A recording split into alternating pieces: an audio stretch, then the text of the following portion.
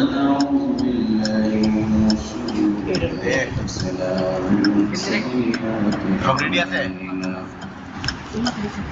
من يهده الله فلا مضل له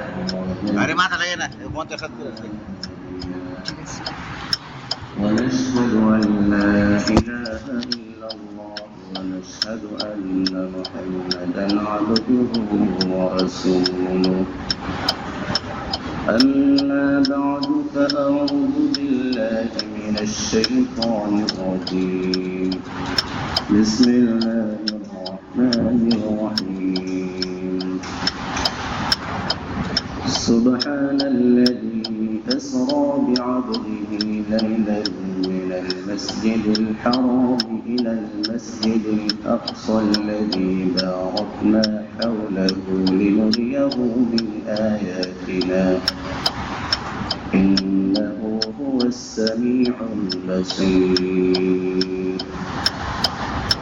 صدق الله مولانا العظيم وصدق رسوله النبي الكريم ونحن على ذلك من الشاهدين والشاكرين والحمد لله رب العالمين সম্মানিত উপস্থিতি আল্লাহ পাক রব্বুল আলামিনের দরবারে শুকরিয়া আদায় করছি যে আল্লাহ পাক আমাদেরকে জুমার নামাজ আদায়ের জন্য মসজিদে আসার তৌফিক দান করেছেন, সেই জন্য সকলে শুকরিয়া স্বরূপ বলে আলহামদুলিল্লাহ। মসজিদে আসতে পারা আল্লাহ তাআলার বড় একটি নিয়ামত, যার প্রতি আল্লাহ তাআলার অনুগ্রহ হয় সেই ব্যক্তি মসজিদে আসতে পারে। যার প্রতি আল্লাহ তাআলা ক্ষুব্ধ হন, অনুগ্রহশীল না হন, সেই ব্যক্তি তার বাহুবলে কখনো মসজিদে আসতে পারবে না। মসজিদে যারা আসে এদের মধ্যে আবার বিভিন্ন প্রকারের মুসল্লি রয়েছে। কেউ তো প্রথম শ্রেণীর, আবার কেউ দ্বিতীয় শ্রেণীর, আবার কেউ তৃতীয় শ্রেণীর।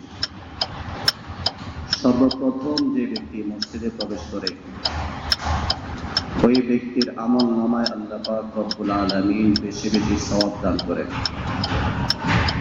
তারপর দ্বিতীয় ব্যক্তি, তারপর তৃতীয় ব্যক্তি, এইভাবে পর্যায়ক্রমে আগে আসা যেহেতু অনেক কষ্টের কাজ, সেই জন্য সে বেশি সওয়াব পায়। পরে আসা তুলনামূলক কম কষ্টের, সেই জন্য সে সওয়াব কম পায়। কিন্তু যারা আগে আসবে তারা আগে বসবে, আগ কাতারে বসবে। যারা পরে আসবে তারা পরের কাতারগুলোতে বসবে, এটাই নিয়ম। কোনো ভাই যদি আগে আসে, সে যেখানে জায়গা খালি পাবে সেখানে সে বসে যাবে। যে ভাই পরে আসবে সে যেখানে খালি জায়গা পাবে সেখানে সে বসবে। কিন্তু লোক ডিঙ্গিয়ে আগে আসার মধ্যে কোনো ফজিলত নেই। সামনের কাতারে নামাজ পড়া অনেক সওয়াবের কাজ, সেটা তখন যখন আমি আগে এসে বসবো। আমি আগে এসে আমার স্থান আমি দখল করে নেব, তার জন্য হচ্ছে সওয়াব। একজন লোক পরে আসছে আর লোকের কাঁধের উপর এরকম ভর দিয়ে বা লোকগুলোকে ডিঙ্গিয়ে সামনের কাতারে এসে বসা, এটা সওয়াবের তো আশা করা যায় না, উল্টো গুনাহ হবে তার। যে লোকটা এই কাজ করে তার প্রতি মানুষ সন্তুষ্ট নয়, কেউ সন্তুষ্ট নয়, এবং তার হক ছিল সে পিছনে বসার, সে সামনে এসে কেন বসবে? এটা অন্যের অধিকার হরণ করা হচ্ছে, অন্যের হক বিনষ্ট করা হচ্ছে। অন্যের হক নষ্ট করা এটা কবিরা গুনাহ। সামনের কাতারে নামাজ পড়া নফল কাজ, নফল আমল, কিন্তু লোক ডিঙ্গিয়ে যদি আসা হয় কবিরা গুনাহ করা হয়। তাহলে একটি নফল ইবাদতের জন্য কবিরা গুনাহ করার কোনো যুক্তিকতা নেই। অনেক সময় দেখা যায় পরে আসে কিন্তু লোক ডিঙ্গিয়ে ডিঙ্গিয়ে এরকম সামনের কাতারে এসে, এই কথা কি আমি অনেকবার বলার নিয়ত করেছি কিন্তু ভুলে যাই, বলতে মনে থাকে না। আজকে মনে হয়েছে সেজন্য বলে দিলাম।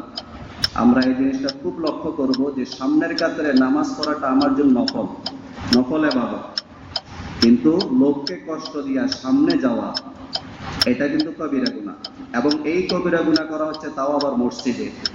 সুতরাং নফল ইবাদতের জন্য কবিরা গুনাহ আমি করব না, এই নিয়তটা আমরা এখন থেকে করি। এই জন্য আমরা খালি জায়গাগুলো পূরণ করে নিই, যেহেতু মসজিদে কাজ চলছে, অনেক ভাইয়েরা এসে অনেক কষ্ট করে দাঁড়িয়ে থাকে, জায়গা পায় না। আমরা একটু খালি জায়গাগুলো পূরণ করে নিই, একটু সামনের দিকে এগিয়ে বসে, অনেক জায়গা খালি আছে, তাহলে পিছনে যারা দাঁড়িয়ে আছে তারা বসতে পারবে।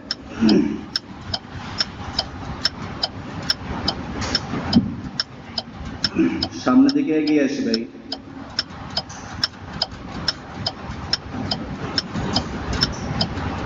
আলহামদুলিল্লাহ, আপনাদের সামনে আমি পবিত্র কোরআন থেকে একটি আয়াত তেলাওয়াত করেছি। এই আয়াতের বিষয়বস্তু হচ্ছে মেরাজ। মেরাজ কোন মাসে সংঘটিত হয়েছে এই ব্যাপারে বিভিন্ন ধরনের হাদিস পাওয়া যায়। কোন কোন হাদিসে আছে যে মেরাজের ঘটনা সংঘটিত হয়েছিল রবিউল আউয়াল মাসে, কোন কোন হাদিসে পাওয়া যায় রজব মাসে। ফলে মাস নিয়ে মতবিরোধ রয়েছে, কিন্তু প্রসিদ্ধ হচ্ছে রজব মাসে রাসূলুল্লাহ সাল্লাল্লাহু আলাইহি ওয়াসাল্লামের মেরাজ হয়েছিল। রজব মাসের কোন তারিখে হয়েছে সেটা নিয়ে আবার ইখতিলাফ, সেটা নিয়ে আবার মতভেদ রয়েছে। এই ব্যাপারে প্রসিদ্ধ উক্তি হচ্ছে 27 রজব, অর্থাৎ 26 তারিখ দিবাগত রাত। আরবিতে তারিখ শুরু হয় সূর্যাস্তের সাথে সাথে, ইংরেজিতে শুরু হয় রাত 12টার পরে, কিন্তু আরবিতে শুরু হয়ে যায় সূর্যাস্তের সাথে সাথে, তারিখ শুরু হয়ে যায়। 26 তারিখ দিবাগত রাত তথা 27 রজব শুরু হয়ে গেল। সেই রাতে রাসূল করিম সাল্লাল্লাহু আলাইহি ওয়াসাল্লামের মেরাজ হয়েছিল। আজ রজব মাসের 9 তারিখ, তাহলে 27 তারিখ আর বেশি দূরে নয়। কিন্তু এই 27 রজবকে উপলক্ষ করে আমাদের সমাজে বিভিন্ন প্রথা প্রচলিত রয়েছে। বিভিন্ন বই পুস্তকে পাওয়া যায়, যে বই পুস্তকগুলোর লেখক আজও কোনো আলেমের কাছে সে প্রসিদ্ধ নয় এবং গ্রহণযোগ্যতা সে পায়নি। এমন এমন লেখকদের কিছু বই পাওয়া যায়, যে বইগুলোর মধ্যে অনেক বানোয়াট হাদিস রয়েছে, যঈফ হাদিস রয়েছে। সেই বইগুলোর মধ্যে লেখা থাকে যে মেরাজের রাতের ফজিলত শবে কদরের ফজিলতের মতোই। এই যে একটা কথা, শবে কদরের ফজিলতের মতো মেরাজের রাতের ফজিলত, 27 রজবের ফজিলত, এই কথাটি কোন সহিহ হাদিসের মধ্যে নেই, এটা বানোয়াট।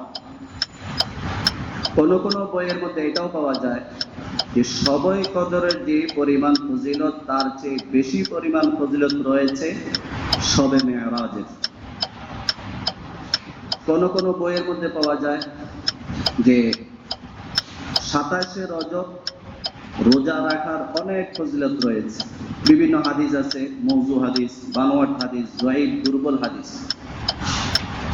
কিন্তু কোরআন এবং হাদিস রিসার্চ করলে পাওয়া যায় যে 27 রজব রাত অথবা দিন, রাতের কোনো স্বতন্ত্রভাবে কোনো ফজিলত নেই। সাধারণ রাত্রিগুলোতে ইবাদত করলে যে সওয়াব, 27 রজবে ইবাদত করলেও সেই পরিমাণ সওয়াব পাবে।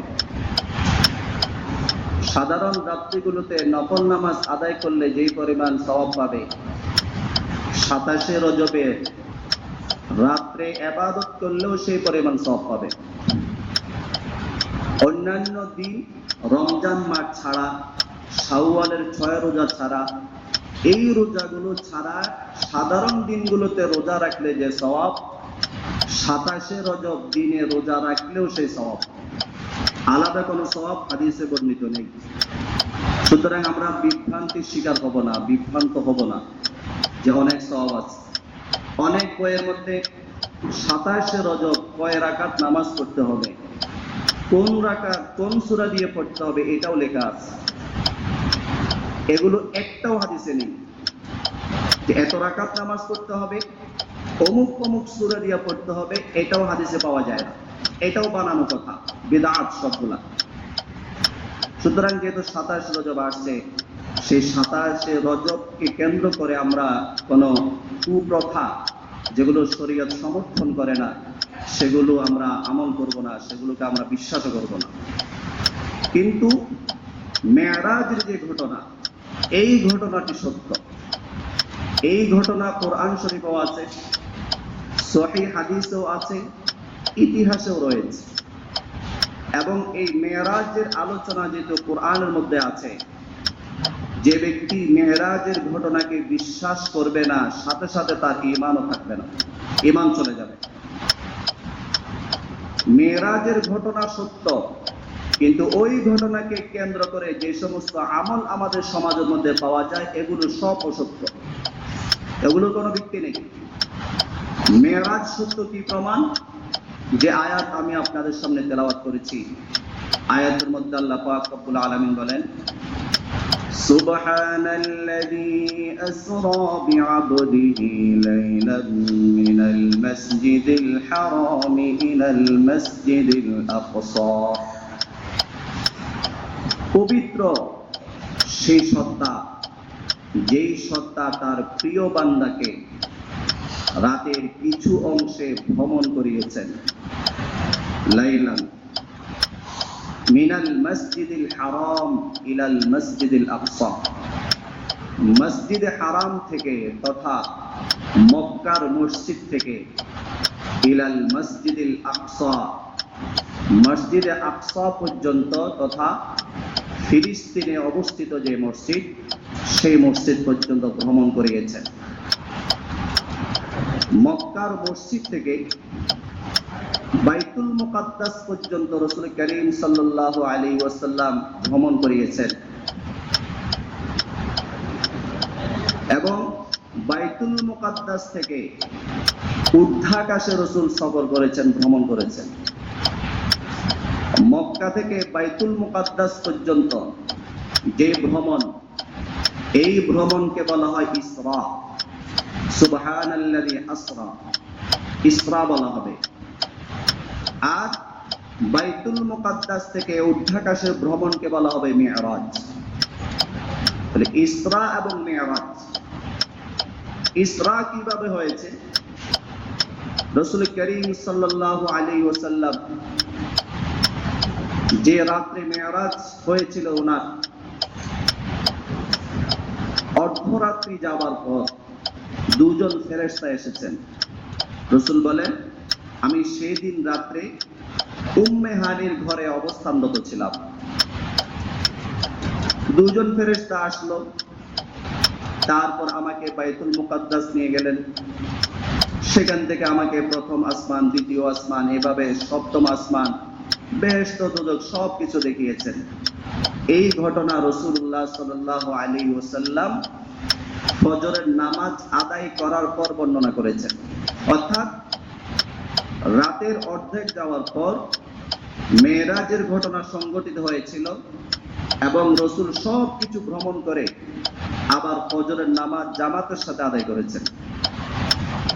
অল্প সময়ের মধ্যে রাসূল ভ্রমণ করেছেন, অনেক দীর্ঘ সফর। কিন্তু যারা মুমিন, যারা মুসলমান, তারা বিশ্বাস করেছেন রাসূলের কথাকে। কিন্তু যারা কপট মুসলমান অথবা যারা নিরেট মুনাফিক, কাফির, মুশরিক, তাদের বিশ্বাস হলো না। তারা বলে যে এটা কি হয়? অল্প সময়ের মধ্যে মক্কার মসজিদ থেকে বাইতুল মুকাদ্দাস পর্যন্ত যাবে, আবার সেই বাইতুল মুকাদ্দাস থেকে সপ্তম আসমান পর্যন্ত যাবে, আল্লাহর সাথে দেখা করবে, এগুলো আমরা বিশ্বাস করি না। বড় বড় লিডার যারা, তারা হযরত আবু বকর সিদ্দিক রাদিয়াল্লাহু তাআলা আনহুর কাছে গিয়েছেন, গিয়ে বললেন যে শোনো, কেউ যদি বলে যে এই অল্প সময়ের মধ্যে মক্কার মসজিদ থেকে বাইতুল মুকাদ্দাস পর্যন্ত গিয়েছে এবং সেখান থেকে সপ্ত আকাশ পর্যন্ত গিয়েছে, তুমি কি বিশ্বাস করবে? হযরত আবু বকর সিদ্দিক রাদিয়াল্লাহু তাআলা আনহু জিজ্ঞেস করলেন যে এই কথাটি কে বলেছেন? কাফির মুশরিকরা বলল, তোমাদের নবী মুহাম্মদ। হযরত আবু বকর সিদ্দিক রাদিয়াল্লাহু তাআলা আনহু সাথে সাথে কাল বিলম্ব না করে তিনি বলেছেন, যদি নবী বলে থাকেন তাহলে নবী সত্যই বলেছেন, এটা আমি বিশ্বাস করি, কোনো সন্দেহ নেই আমার। উলামায়ে কেরাম বলেছেন, যেহেতু হযরত আবু বকর সিদ্দিক রাদিয়াল্লাহু তাআলা আনহু কোনো সময় নেন নাই চিন্তা ফিকির করার জন্য, যুক্তির পিছনে পড়েন নাই, সাথে সাথে যখন শুনেছেন যে নবীজির নাম, উনি সাথে সাথে বিশ্বাসের ঘোষণা দিয়ে দিলেন, তিনি বিশ্বাস করলেন, সেই জন্য ওনাকে সিদ্দিক বলা হয়। সিদ্দিক শব্দের অর্থ হচ্ছে চরম বিশ্বাসী। কোন যুক্তি উনি অপেক্ষা করেন নাই যে যুক্তি ধরে নাকি ধরে না, কোনো অপেক্ষা করেন নাই। কাফের মুশরিকরা দেখলো যে এখানে তো কাজ হলো না, আমরা আবার নবীজির কাছে যাই, কারণ তারা তো ব্যবসার জন্য বাইতুল মুকাদ্দাস অনেক নেতা গিয়েছিল, তারা বাইতুল মুকাদ্দাস সম্পর্কে জানে যে কি এমন ঘর, অবস্থান কোথায় সব জানে। তারা নবীজির কাছে গিয়ে প্রশ্ন করলো যে আপনি যে বললেন আপনি বাইতুল মুকাদ্দাস গিয়েছেন, আপনি বলেন তো বাইতুল মুকাদ্দাসের দরজা কয়টি, বাইতুল মুকাদ্দাসের জানালা কয়টি, বাইতুল মুকাদ্দাসের সিঁড়ি কয়টি? আপনারা যারা বাড়ির মালিক, আপনারা কি এই মুহূর্তে বলতে পারবেন যে আপনার বাড়ির সিঁড়ি কয়টা? তলাও তো বলতে পারবেন, 5 তলা 6 তলা 7 তলা, কিন্তু সিঁড়ি কয়টা এই মুহূর্তে কয়জন বাড়িওয়ালা বলতে পারবেন? হ্যাঁ, যারা নাকি হিসাব করেছেন যে আমি বাড়ি করার সময় সিঁড়ি প্রতি এত টাকা খরচ করেছি, তারা হয়তো বলতে পারবেন। সাধারণত মানুষ এগুলো লক্ষ্য করে না। রাসূল করিম সাল্লাল্লাহু আলাইহি ওয়াসাল্লাম তো এগুলো দেখার জন্য যান নাই, কয়টি জানালা, আমাকে এরকম প্রশ্নের সম্মুখীন হতে হবে তিনি তো ভাবতেও পারেন নাই। এখান থেকেও বোঝা যায় যে নবীজি গায়েব জানেন না। ভিন্ন একটি বিষয়, বোঝা যায় যে নবীজি গায়েব জানতেন না। যদি জানতেন তাহলে অবশ্যই যখন বাইতুল মুকাদ্দাস গিয়েছিলেন তখন দরজা কয়টি, জানালা কয়টি, সিঁড়ি কয়টি, এগুলো তিনি গণে গণে আসতেন। তো যাই হোক, রাসূল করিম সাল্লাল্লাহু আলাইহি ওয়াসাল্লাম অত্যন্ত পেরেশান হয়ে গেলেন এবং তিনি চিন্তা করলেন যদি আমি উত্তর দিতে না পারি তাহলে এই পর্যন্ত যারা আমাকে মিথ্যুক বলতে পারে নাই তারা তো আজ আমাকে মিথ্যুক বলে সাব্যস্ত করবে, এবং আমি দ্বীনের দাওয়াত কিভাবে দেব? রাসূল বলেছেন যে ওই সময় আমি যেরকম পেরেশান হয়েছিলাম, যেরকম চিন্তাযুক্ত হয়েছিলাম, ইতিপূর্বে কোন সময় আমি এত চিন্তাযুক্ত হইনি। হাদিস শরীফের মধ্যে আছে, قال رسول الله صلى الله عليه وسلم فجل الله لي بيت المقدس فطفقت أخبرهم عن آياته وأنا أنظر। আল্লাহর নবী বলেন, আমি যখন পেরেশানযুক্ত ছিলাম, আমি যখন চিন্তাযুক্ত ছিলাম, আল্লাহ রাব্বুল আলামিন আমার সামনে পুরো বাইতুল মুকাদ্দাসকে তুলে ধরলেন। আমি বাইতুল মুকাদ্দাসকে একদম সামনাসামনি দেখতে পাচ্ছি। আমি, তারা প্রশ্ন করে যে জানালা কয়টি, আমি 1 2 3 4 5 6 এভাবে গনে গনে বললাম জানালা এতটি। সিঁড়ি কয়টি, আমি গনে গনে বললাম এতটি। প্রত্যেকটি প্রশ্নের উত্তর দিয়েছি। যাদের কপালে হেদায়েত থাকে তারা কিন্তু ওই মজলিসে ঈমান গ্রহণ করেছেন, কিন্তু যাদের অন্তর মোহর দ্বারা মেরে দেওয়া হয়েছে, যাদের কপালে হেদায়েত নেই, তারা বলে উঠল কি এটা জাদু, এটা মুহাম্মাদের জাদু। এটা ছিল তাদের মুখস্থ ডায়লগ। যদি তারা কোনো যুক্তি দিয়ে ধরা পড়তো, কোনো যুক্তি যদি তারা কেটে উঠতে না পারতো, কোনো উত্তর যদি তারা দিতে না পারতো, তখন তারা বলতো যে এটা জাদু, এটা জাদু, এটা বলে তারা চলে গেল। রাসূল করিম সাল্লাল্লাহু আলাইহি ওয়াসাল্লাম, যেটা আমি বলছিলাম যে আমি উম্মে হানির ঘরে ঘুমন্ত অবস্থায় ছিলাম, দুজন ফেরেশতা আসলো, এসে আমাকে জাগালেন, আমাকে বাইতুল্লাহ নিয়ে গেলেন, খানায়ে কাবা নিয়ে গেলেন, সেখানে নিয়ে আমাকে হাতিমের ভিতরে নিয়ে গেলেন এবং সেখান থেকে জমজম কূপের কাছে নিয়ে গেলেন। জমজম কূপের কাছে নিয়ে আমার সিনাকে সক করা হয়েছে, ফার্সি ভাষা বলা হয় সিনা সক, অর্থাৎ আমার বক্ষ বিদারণ করা হয়েছে, বক্ষকে ফাড়া হয়েছে, বুক চিরা হয়েছে, এভাবে মাঝখান দিয়া ফাটানো হয়েছে বুককে। এবং রাসূল বলেন যে বুক চিরে আমার কলবকে, আমার হার্টকে বের করা হয়েছে এবং সেই কলব থেকে কালো কি জানি একটি বস্তু ফেরেশতারা বের করেছে এবং সেই কলবকে জমজম কূপের পানি দিয়ে ধুয়ে আবার যথাস্থানে স্থাপন করেছে। এই কথাটা আগের যুগের বিধর্মীরা বিশ্বাস করত না, যে না, কলব বের করার পর আবার কি মানুষ বাঁচতে পারে, বিশ্বাস করত না। কিন্তু কাল যত বয়ে যাচ্ছে তত বিজ্ঞানীদের চোখে আঙ্গুল দিয়ে বোঝাচ্ছে যে না, তোমরা যেটা বিশ্বাস করো না সেটা আসলে সত্যি, সেটা তোমাদের বিশ্বাস করতে হবে। সেজন্য বিজ্ঞানীরা এখন বলে যে এটা সম্ভব। সেই ঘটনা থেকে ডাক্তাররা এখন যে অপারেশন করে, যে পুরো বুক চিরে হার্টকে বের করা হয়, কলবকে বের করা হয়, আবার যথাস্থানে স্থাপন করা হয়, ওই ঘটনা থেকে কিন্তু এখন তারা বিশ্বাস করে। এখানে উল্লেখযোগ্য, বিজ্ঞানীরা অনেক কিছু তাদের যুক্তি না ধরলে তারা অবিশ্বাস করে।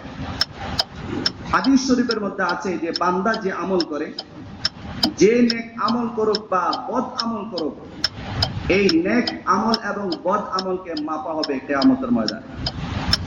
কিয়ামতের দিন হাসরের ময়দানে মাপা হবে। তারা বলল যে এটা কি সম্ভব? তারা বিশ্বাস করতো না, যে আমল তো দেখা যায় না। আমি নামাজ পড়েছি, মসজিদ থেকে বের হয়েছি, কিন্তু নামাজ পড়েছি কিনা, আমার কি পরিমাণ সওয়াব হয়েছে, সওয়াব তো দেখা যায় না, সুতরাং এটা মাপাও সম্ভব না। তারা বলে দিত এরকম। কিন্তু এটাও এখন প্রমাণিত হচ্ছে যে এটাও সম্ভব। কারণ যে সমস্ত বস্তু দেখা যায় না সেই সমস্ত বস্তুকেও মাপা যায় বর্তমানে। যেমন আলো মাপা হয়, যে আমরা যে বলি এত ডিগ্রি গরম, এত গতিতে বাতাস, বাতাস তো দেখা যায় না, কিভাবে মাপা হয়? এভাবে যে সমস্ত বস্তুগুলো দেখা যায় না সেই সমস্ত বস্তুগুলোকেও মাপা যায়। যে সমস্ত বস্তুগুলোকে ধরা যায় না, আলোকে ধরা যায় না, দেখা যায়, ধরা যায় না, এই আলোকেও মাপা যায়। সুতরাং আমল যদিও দেখা না যায় তারপরেও মাপা যাবে। এটা হচ্ছে প্রথম উত্তর। কিন্তু আসল উত্তর হচ্ছে যে আল্লাহ পাক রব্বুল আলামিন যত অসম্ভব বস্তু রয়েছে সব অসম্ভব বস্তুকে আল্লাহ তাআলা সম্ভব করে তুলতে পারেন। যে আল্লাহ বিধান করে দিয়েছেন, যেগুলোকে দেখা যায় না, ধরা ছোঁয়া যায় না, মাপা যায় না, সে আল্লাহ যদি ইচ্ছা করেন যে মাপা যাবে, ধরাও যাবে, ছোঁয়া যাবে, সেটাও আল্লাহ তাআলা পারবেন। বিজ্ঞানীরা, হাদিস শরীফের মধ্যে আছে যে সবচেয়ে নিম্ন স্তরে যে বেহেশতি, সবচেয়ে শেষে যে বেহেশতে যাবে, ওই লোকটাকে আল্লাহ পাক রব্বুল আলামিন এইরকম 10 দুনিয়ার পরিমাণ জায়গা আল্লাহ তাআলা জান্নাতে দান করবেন।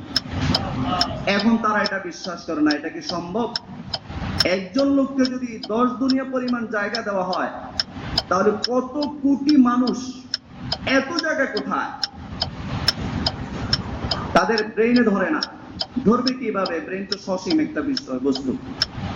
কিন্তু এখন দেখা যায় বিজ্ঞানীরা সবচেয়ে দূরের যে নক্ষত্রকে আবিষ্কার করেছে, সেই নক্ষত্রের নাম হচ্ছে কোয়াসার নক্ষত্র। সেই কোয়াসার নক্ষত্র পৃথিবী থেকে 1000 কোটি মাইল দূরে, অর্থাৎ 1000 কোটি আলোকবর্ষ দূরে, 1000 কোটি আলোকবর্ষ দূরে। এটা নাকি নক্ষত্র, সবচেয়ে দূরের নক্ষত্র তাদের দৃষ্টিতে, আর কি এর চেয়ে দূরেও থাকতে পারে। হিসাব করে দেখা হয়েছে যে আলোর গতি হচ্ছে প্রতি সেকেন্ডে 1,86,000 মাইল। আলোর গতি 1,86,000 মাইল। কিলোমিটার যদি হিসাব করা হয় তখন হবে 3 লক্ষ কিলোমিটার। তার মানে আলো প্রতি সেকেন্ডে 3 লক্ষ কিলোমিটার অতিক্রম করতে পারে।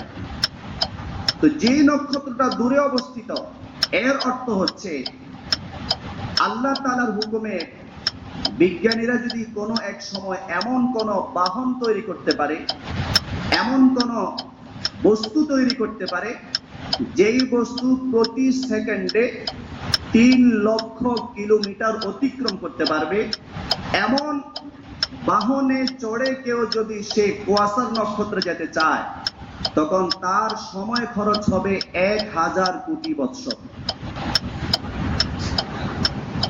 আচ্ছা, 1000 কোটি বৎসর লাগবে তার এই পরিমাণ গতিসম্পন্ন বাহনে সওয়ার হয়ে সেই নক্ষত্র পর্যন্ত যাইতে। তাহলে সেই নক্ষত্র আছে কোথায়? আল্লাহ পাক রব্বুল আলামিন বলেন, ইন্না যায়্যানাস সামাআদ দুনিয়া বিজিনাতিল কাওয়াকিব। আমি এই পৃথিবীর আসমানকে, অর্থাৎ প্রথম আসমানকে বিভিন্ন প্রকারের নক্ষত্র, গ্রহ, নক্ষত্র দ্বারা আমি সজ্জিত করেছি। আল্লাহ তাআলা আসমানকে নক্ষত্র দ্বারা সজ্জিত করেছেন। আর এটা সহজ একটা কথা, যেই জিনিস দ্বারা আল্লাহ তাআলা সজ্জিত করেছেন সেই জিনিস অবশ্যই নিচে থাকবে। তারকাকে আমরা নিচে দেখি, আসমানের উপরে না। যদি উপরে থাকতো তাহলে আকাশের জন্য, আসমানের জন্য আমরা তারকা দেখতে পেতাম না। তাহলে বোঝা গেল তারকা, নক্ষত্র, গ্রহ ইত্যাদি এগুলো হচ্ছে আকাশের নিচে। কি পরিমাণ নিচে সেটা আবার আল্লাহ জানেন। আর সেই নিচের নক্ষত্র নাকি আবার এত দূরে। এটা হচ্ছে প্রথম আকাশের নিচে যদি এই পরিমাণ জায়গা হয়, তাহলে দ্বিতীয় আসমান, তৃতীয় আসমান, চতুর্থ আসমান, পঞ্চম আসমান, ষষ্ঠ আসমান, সপ্তম আসমান, প্রত্যেক আসমানের মধ্যে এরকম কোটি কোটি গ্রহ নক্ষত্র রয়েছে। সেই পরিমাণ জায়গা যদি পূরণ দেওয়া হয়, এখন ক্যালকুলেটর তৈরি হয় না এরকম ক্যালকুলেটর, যে ক্যালকুলেটর বের করতে পারবে। এরপর হচ্ছে জান্নাত। জান্নাতের মধ্যে আল্লাহ পাক রব্বুল আলামিন কি পরিমাণ জায়গা রেখেছেন সেটা আল্লাহ মালুম, আল্লাহ তাআলা ভালো জানেন। সুতরাং আমি যেটা বলছিলাম যে এই মেরাজ, রাসূল করিম সাল্লাল্লাহু আলাইহি ওয়াসাল্লামের মেরাজকেও বিজ্ঞানীরা অস্বীকার করেছিল। প্রথমে তারা বলেছিল যে এটা সম্ভব না, যে একজন মানুষ কিভাবে প্রথম আকাশ ভেদ করবে, কিভাবে দ্বিতীয় আকাশ, তৃতীয় আকাশ, চতুর্থ আকাশ ভেদ করবে, আমরা এটা বিশ্বাস করি না। তবে বিশ্বাস করি এতটুকু যে হয়তো ওই মুহাম্মদের রূহ ভ্রমণ করেছে, কিন্তু ওনার শরীর ভ্রমণ করেনি। নাউযুবিল্লাহি মিন যালিক। কিন্তু কোরআন এবং হাদিসের মধ্যে যে শব্দ ব্যবহার করা হয়েছে আব্দুন, সুবহানাল্লাযী আসরা বিআবদিহি, যে আল্লাহ পাক রব্বুল আলামিন তার প্রিয় বান্দাকে ভ্রমণ করিয়েছেন। বান্দা তো ওই লোককে বলা হয় যেই লোকের রূহ আছে, দেহ আছে। রূহ আছে, দেহ নেই, দেহ আছে, রূহ নেই, তাকে বান্দা বলা হয় না। এই শব্দ থেকে বোঝা যায় যে রাসূল করিম সাল্লাল্লাহু আলাইহি ওয়াসাল্লামের ভ্রমণ শুধু আত্মার দৃষ্টিতে নয়, আত্মার দিক থেকে নয়, বরং উনি সশরীরে ভ্রমণ করেছেন আল্লাহ তাআলার হুকুমে, আল্লাহ তাআলার কুদরতে।